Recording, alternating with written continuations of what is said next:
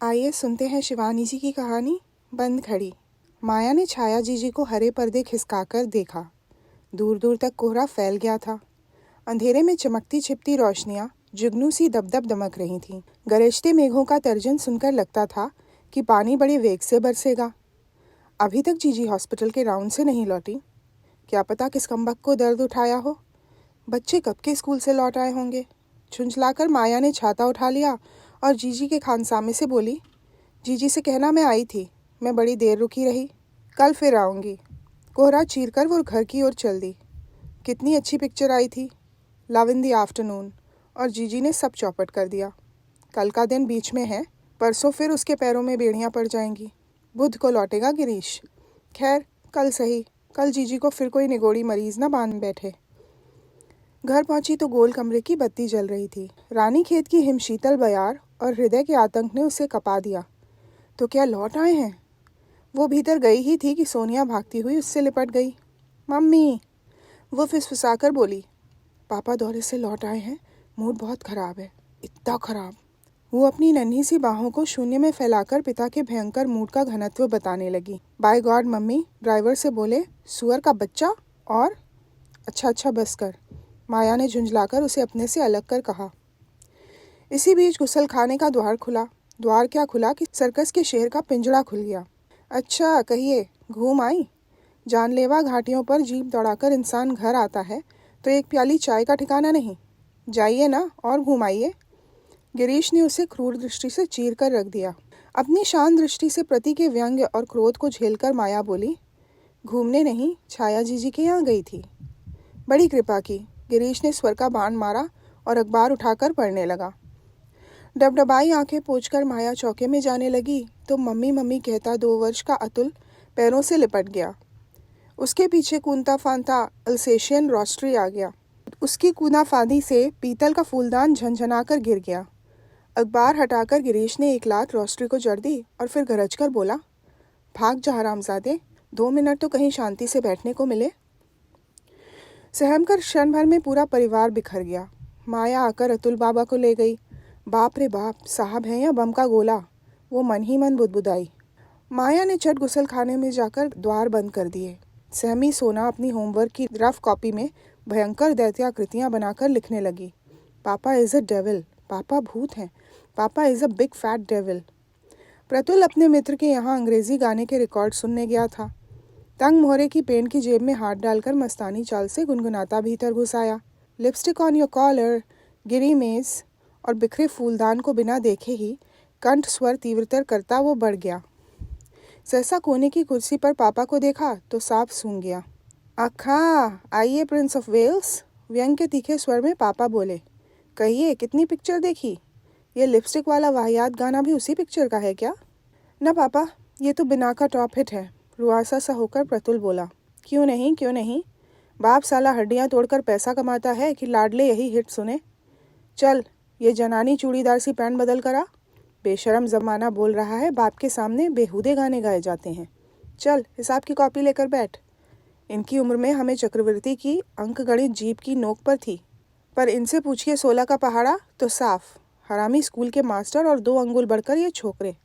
सहम कर प्रतुल पैंट बदलने चला गया। गिरीश चंद्र शर्मा अपने विभाग का सबसे सम्मानित एवं ख्याति प्राप्त इंजीनियर था।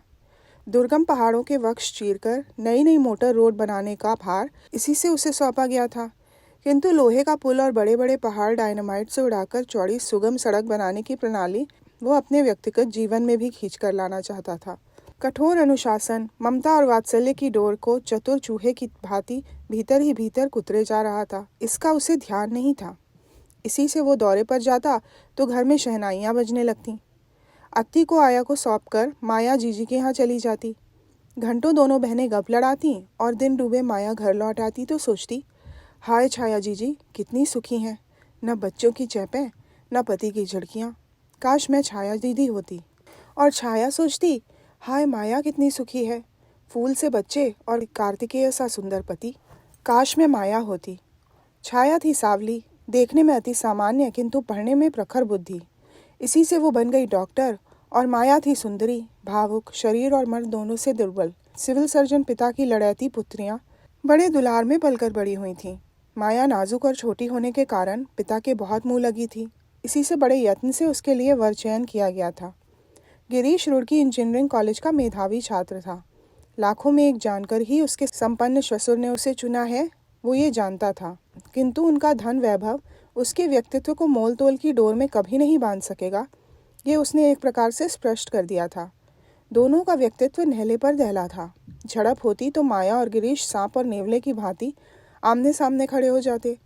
जय पराजय का लेखा कब किसके पलड़े रहा, कोई जान भी नहीं पाता। माया थी भावुक, गिरीश को भावुकता से चिढ़ थी। माया को शोक रंग की साड़ियाँ पसंद थी, कभी कभी लिपस्टिक भी लगा लेती थी, तो गिरीश कहता, चूहा मारकर खून लगा लो ना होठों पर, और अच्छी लगोगी। माया जल भुन कर रह जाती।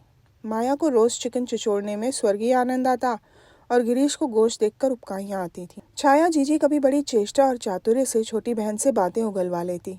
हद है ये गिरीश, अजीब कसाई हो गया है, गोया बाप नहीं हवा हो गया, कल ही कहूँगी मैं, वो कहती, पर मन ही मन स्वयं उस मान मनोवल के लिए तरस कर रह जाती। कैसे अमूल्य होते होंगे वो मान अभिमान के मधुर क्षण, वो रूठना, वो मनाना, उसके जीवन में आकाश कुसुम चयन सम रहेंगे। इधर गिरीश उससे मन ही मन चिढ़ उठा। जब से छाया की बदली रानीखेत हो गई, माया एकदम ही पराई सी हो गई थी। पति पत्नी में बोलचाल हाँ हूँ तक ही सीमित थी। निरंकुश स्वेच्छाधारी सम्राट की भांति गिरीश ने शासन की बागडोर अव्यवस्था के भय से और कड़ी कर दी। खाने की मेज पर सब किलकते, पर गिरीश के आते ही अनुशासन का कठोर मेघ सा छा जाता। यंत्रवत कौर निगलकर सब चुपचाप उठ जाते। मेज पर लगे कह कहे, चुहलबाजियाँ जैसे सब भूल ही गए। मम्मी और पापा के सामान्य से झगड़े ने भीषण रूप धारण कर लिया। नन्हे मासूम भोले चेहरे बेरौनक हो गए, जैसे दुकान पर सजे बहुत पुराने खिलौने हों। घर की झुंझलाहट बाहर निकलने लगी। मेम साहब मेहरी और आया से बेमतलब उलझने लगी। उधर दफ्तर के हेड क्लर्क और चपरासियों पर साहब जरा जरा सी बात पर बरसने लगे। एक तो मार्च का महीना, बिलों और फाइलों का अंबार। उधर पत्नी और बच्चे मोर्चा बांधकर अलग हो गए। मम्मी और पापा के झगड़े में बच्चों की सहानुभूति मम्मी के साथ देख गिरीश जलभुन उठा। उसने अत्याचारों की झड़ी लगा दी। पराठे बनते तो फुलके मांगता। पहले मूंग की दाल से कोसों दूर भागता था, अब दिन रात मूंग की दाल की फरमाइश होती। खाकर झनाक से थाली पटक देता, कभी झनाक से गिलास। उधर क्रोध और झुंझलाहट से भरी माया चौके से ही चिमटे और सरसी का जल तरंग बजाकर प्रत्युत्तर देती। ऐसी बाढ़ आ गई जिसका कूल किनारा नजर नहीं आता था। लगता था क्रोध की नदी हरी भरी गृहस्थी को निगलकर ही मानेगी। एक दिन माया हल्दी की पुड़िया खोलकर संभाल रही थी कि पुड़िया के कागज पर दृष्टि दौड़ गई। फटे अखबार का पृष्ठ था, 20 वर्षीय स्त्री की दुखद मृत्यु। घर के झगड़े से ऊबकर 20 वर्षीय मिसेस खेर ने कल मिट्टी का तेल डालकर आत्महत्या कर ली। डूबते को तिनके का सहारा मिला। क्षण भर की यातना और वो सदा के लिए मुक्त हो जाएगी। आज ही वो ये संकल्प पूरा करेगी। माया की आंखें चमक उठी। खूब सबक मिलेगा बच्चों को, अकल ठिकाने आ जाएगी। जरा रख तो ले धोबी और दूध का हिसाब, चला तो ले घर खर्चा। जान लेंगे बच्चों की कै बीसी सैकड़ा होते हैं। एक रात अतुल बीमार पड़ जाए तो छठी का दूध याद आ जाएगा। पर सहसा मात्रहीन अतुल की काल्पनिक बीमारी की आशंका ने पति के प्रति प्रतिहिंसा की ज्वाला पर ठंडा पानी गिरा दिया। माँ के गले का हार पकड़े बिना अतुल दूध की बोतल मुंह में नहीं लेता। एक दिन उसे छाया के यहाँ से लौटने में देर हो गई थी तो मम्मी मम्मी चीख कर उसे बुखार हो आया था। सोनिया को स्कूल जाने से पूर्व माँ से लिपटकर नृत्य 2 आने वसूल करने का कुटैव है। एक आने को वे आम का पापड़ लेती है और एक आने की खट्टी मीठी गोली, और उसके 100 लाड़ों का लड़ाया प्रतुल। महीने में 10 अंग्रेजी कॉमिक पढ़े बिना उसे पेचिश हो जाती है और घर के डेफिसिट बजट को खींच कर उसके पेट खराब की दवा भी माया को ही जुटानी होती है। स्वयं गिरीश कितना ही गरजे और तर्जे, पर माया के बिना मनीहारा सर्प सा व्याकुल हो उठता है। सो जाए भाड़ में सब। मान अभिमान से माया की छाती फूल उठी। अपनी काल्पनिक मृत्यु पर स्वयं ही उसकी रुलाई फूट पड़ी। सोनिया लौटेगी तो देखेगी नित्य की भांति मम्मी चाय की मेज पर नाश्ता सजाए खड़ी नहीं है। बड़ी सी चादर से उनकी लाश ढक दी गई है। अपराधी गिरीश विषाद से काला चेहरा लिए कुर्सी पर स्तब्ध बैठा है। अतुल आकर माँ की लाश से चिपटकर कहता है, मम्मी उठो। तभी अपने को रोक नहीं सकता गिरीश, फुक्का फाड़कर रो उठता है।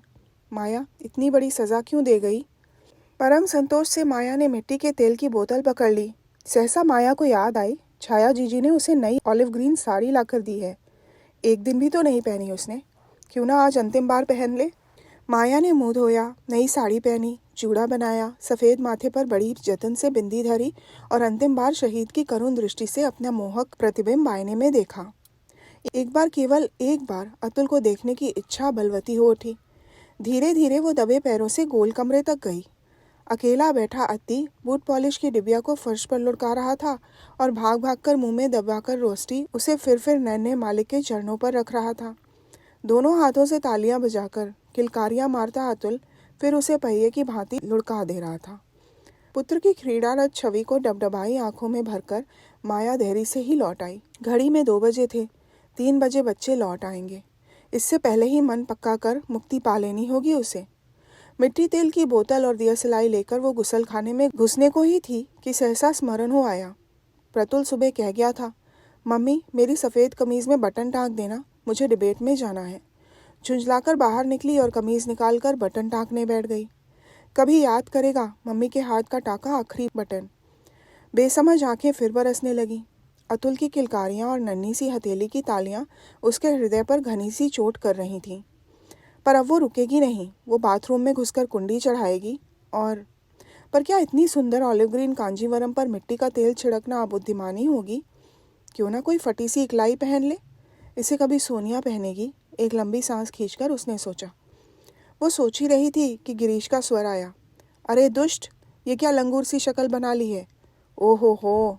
और पति का वही चिरपरिचित उन्मुक्त हास्य जिसे वो प्राय भूल ही गई थी। स्नेहमयी वात्सल्यपूर्ण झिड़की ही थी। क्रोध का लेश भी ना था उसमें। हद तेरी नानी की दुम, क्या चेहरा बना लिया है रे भूत। क्या किया पापा? सोनिया और प्रतुल का स्वर था, साथ ही पिता और बालकों का सम्मिलित राशिभूत अट्टहास। चट मिट्टी तेल की बोतल कोने में पटक वो बाहर निकल आई। घड़ी में अभी भी 2 ही बजे थे। सर्वनाश, तो क्या घड़ी बंद थी? कान के पास घड़ी ले जाकर देखा तो सचमुच घड़ी बंद थी। चाय का पानी भी तो नहीं चढ़ाया था उसने। इतने में ही अतुल को कंधे पर बिठाकर गिरीश आ गया। उसके पीछे प्रतुल, सोनिया और सबके पीछे दुम हिला हिलाकर नन्हे मालिक के अनुपम कला चातुर्य की दाद देता रोस्ट्री। बादलों को चीरकर जैसे सहसा तरुण चंद्र की धौत चंद्र का मलान वनवनांत को रंग जाती है, ऐसे ही पुत्र को देखकर मधुर हास्य से माया का वेदना विकीर्ण मलान मुखमंडल उज्ज्वल हो उठा। पति के कंधे पर बंदर का सा चेहरा बनाए श्री अतुल चंद्र शर्मा विराजमान थे। बूट पॉलिश की काली डिबिया से उसने अपने चंद्रमुख को नाना आकार के त्रिपुंडों से शोभित कर लिया था और अपने 2 दांतों की अनुपम छटा बिखेरते फक से मुस्कुरा रहे थे। पति की ओर देखकर माया ने आंखों ही आंखों में संधि पत्र पर हस्ताक्षर कर दिए। माया को देखकर अतुल उसकी गोद में आने को मचलने लगा। बाहें फैलाकर माया उसे लेने लगी तो पति के कंधे से उसका हाथ छू गया। बच्चों की दृष्टि बचाकर गिरीश ने उसकी बाह में चिमटी काट दी। उफ! माया ने स्नेहपूर्ण कटाक्ष से गिरीश की ओर देखा, अतुल को गोद में ले लिया और मन ही मन सोचने लगी, कैसी नासमझ है छाया दीदी। कहती थी तेरा पति कसाई है। कसाई भला ऐसी स्नेहभीनी हरकतें कर सकता है? देख तो सोनी, घड़ी में क्या बजा है? 4:15 बजे मुझे एक मीटिंग में जाना है, गिरीश ने कहा। भागकर सोनिया घड़ी देख आई। हाय पापा, कैसी कनस्टर घड़ी है, जब देखो तब बंद। उसमें तो 2 ही बजा है, ये देखिए। सच घड़ी में अब भी 2 ही बजे थे। माया ने कृतज्ञता कातर दृष्टि से बंद घड़ी को देखा। उसे लगा जैसे उस बंद निर्जीव घड़ी से सुंदर अन्य कोई वस्तु संसार में हो ही नहीं सकती। तो ये थी शिवानी जी की सुंदर कहानी बंद घड़ी। आशा आपको अच्छी लगी होगी। सुनने के लिए धन्यवाद। और अगर आपको मेरे वीडियो अच्छे लगते हैं तो प्लीज़ शेयर, कमेंट और सब्सक्राइब करिए और लाइक करिए। Thank you.